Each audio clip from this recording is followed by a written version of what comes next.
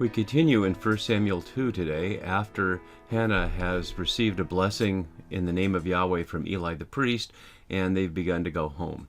And as we look at this next section, let's take a pause and see how the writers have shaped this whole section from 1 Samuel 2 to 4. As you can see here, I've put in the sections about Hannah and Samuel in bold, and the sections about Eli and Eli's sons in regular text. And at the end, they gather. So we see, we looked last time at Hannah's prayer, and today we're going to look at Eli's corrupt priestly sons.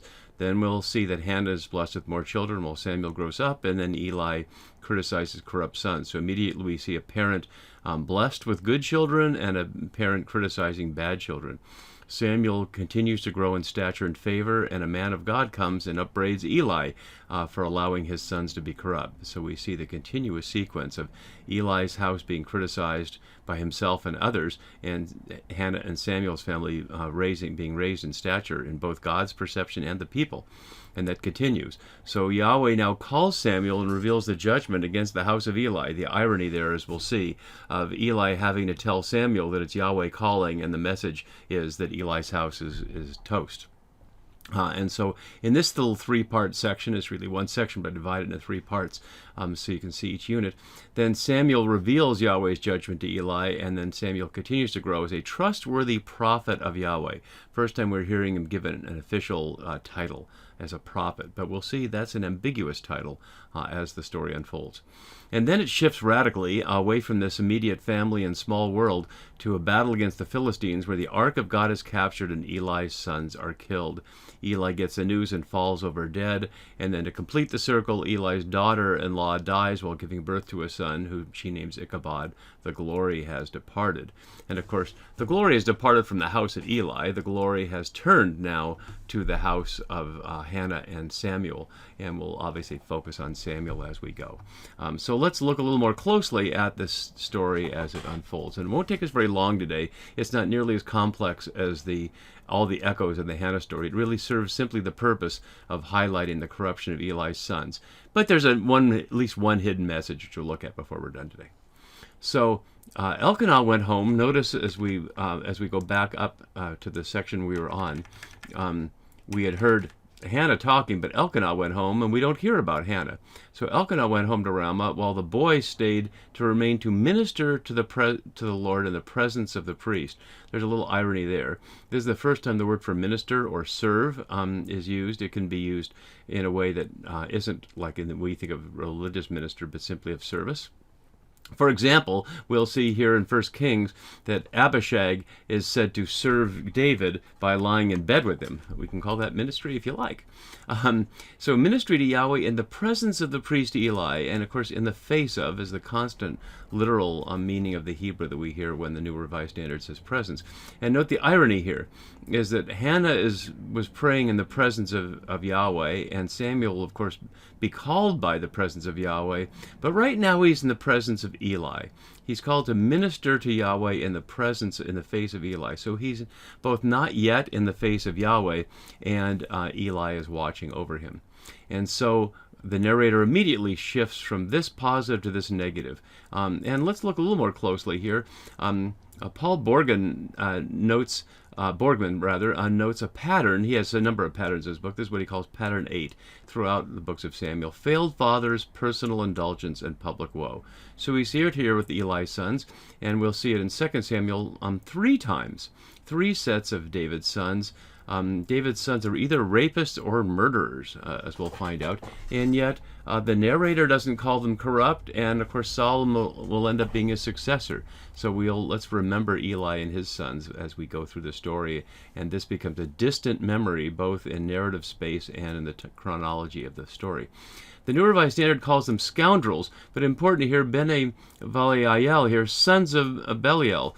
Remember that Hannah didn't want to be called a worthless woman or a daughter of Belial. So she's asked Eli not to regard her as that, and we saw that as a term that would imply, at least according to Sumura, somebody who would be destroyed. Here, sons of Belial, which will be used several times elsewhere, is suggesting that what Hannah didn't want to be, the narrator with authority here says the sons of Eli are.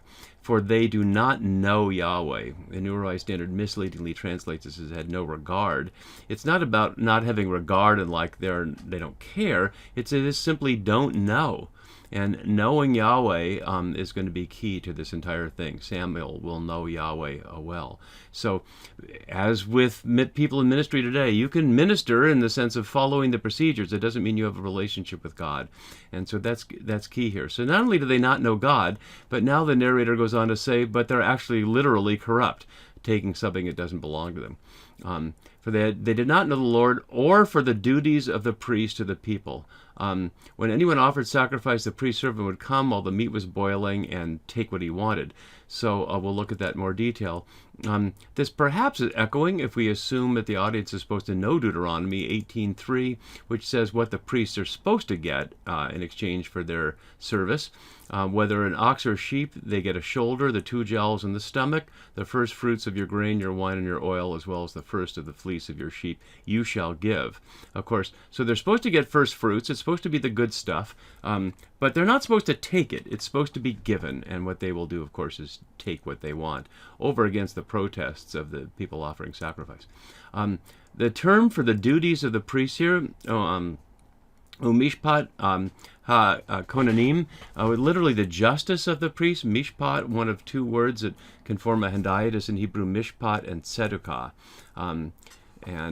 Hard to separate those 2 out. One is like the judge, the judgment, the procedure, and the other is justice. We'll see more about that as we go. But they don't know that, and so they neither know God nor what justice for priests is, which Deuteronomy would suggest. We would note also that when Hannah came to Shiloh, I noted that as readers, we don't know anything about what's happening at Shiloh, and we don't know what the audience is supposed to assume they know about this. This is a well-established shrine. Is there established ritual?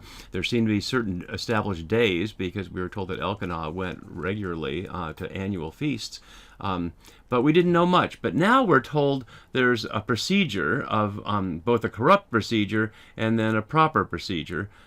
So we do hear now there is an established priestly presence there at Shiloh, and there's people who regularly come and make sacrifices. Although Elkanah was not portrayed as part of a crowd of pilgrims, nor was Hannah portrayed that way. The camera, so to speak, focused on that family. Now it's a much wider lens that we see on the role of the priests at Shiloh. So the priest servant would come, and with a 3-pronged fork, has an awful lot of detail there.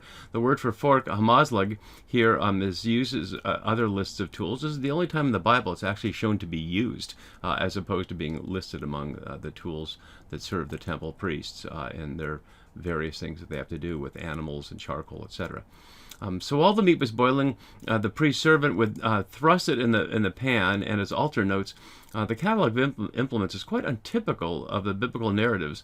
The sons are represented a kind of frenzy of gluttony, poking their 3-pronged forks into every imaginable sort of pot and pan. So we see the pan, the kettle, the cauldron, or pot. There's no particular reason to list all these other implements except to show the thoroughness of Eli's sons trying to take what they can get for themselves.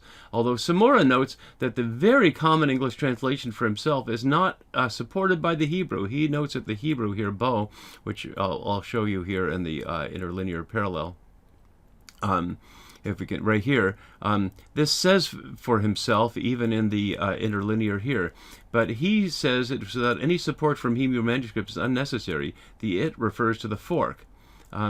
So in other words, what the fork took for itself.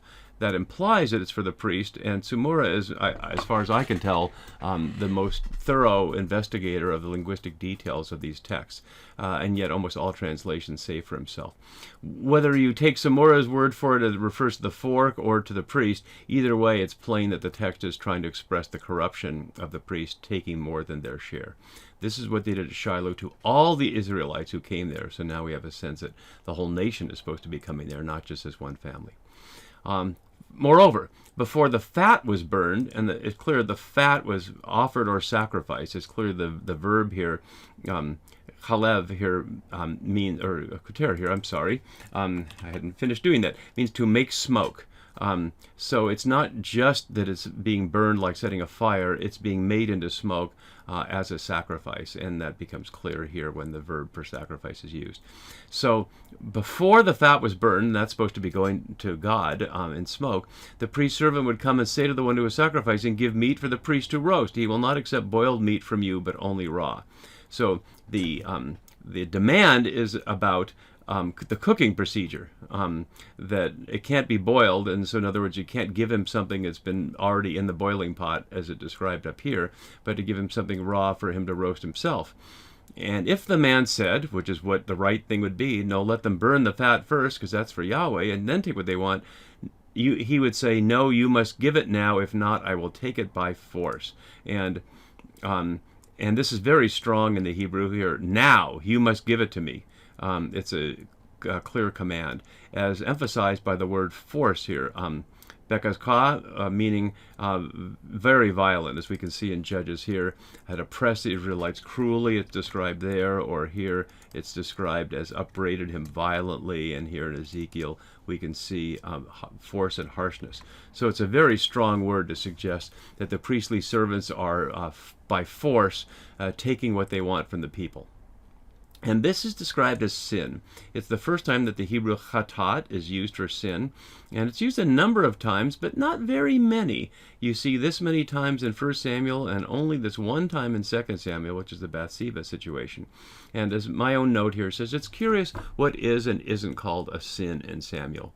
Chatat is the Hebrew word for sin. It's first in the Bible in terms of the sequence in which we read it. Not in the Garden of Eden, as many people imagine, because the Garden of Eden story is often associated with a doctrine called original sin. But Chatat is actually first mentioned in Yahweh's warning to Cain in chapter 4. That Chatat is crouching at the door, and you can master it if you choose to. So the image of sin in Genesis, at least, is of a force. We don't know if the authors of Samuel understood it in that same way. But one possibility of that is that the force associated with the action here is suggesting that they're being possessed by something that causes them to be violent. And this is very great in the sight of Yahweh, or in the face of Yahweh. So in other words, the sons are not in Yahweh's face from their perspective, but they're in Yahweh's face. Yahweh can see them even if they don't know or can't see Yahweh. For they treated the offerings of the Lord with contempt. Niatsu here. Only one other place in 2 Samuel, also associated with sin, in the Bathsheba story. Those are the details before we move on to the next section, as we'll do next time, and see how Hannah is blessed. But something to note about the importance of this passage. Eli's sons are corrupt, and in the scheme of the Bible, who cares about Eli and who cares about Phinehas and Hophni? But what is at issue here is setting up a pattern, because we're going to see that Samuel's sons are corrupt as well. And that's going to lead to a question of what happens when somebody you put their trust in's children are not capable of succeeding them. We who exist in democratic societies might wonder, well, why should you assume that children would succeed? But for most of history, it was assumed, especially with sons, that they would do what their fathers did. If your father was a carpenter, you would be a carpenter, etc. If your father's the king, then maybe you get to be king or priest or prophet. And yet, these texts are going out of their way to say the children of Eli the priest is corrupt, the children of Samuel the prophet is corrupt. What about the children of Saul? What about the children of David? What about the children of Solomon? And so we'll see that dynasty is being undermined as a principle right at the start, before the request for a king even comes. And before the request for a king comes, we have to see Samuel grow up, and we have to see the ark go out on its own self-directed mission. So we'll pick the story up there next time. See you then. Bye-bye.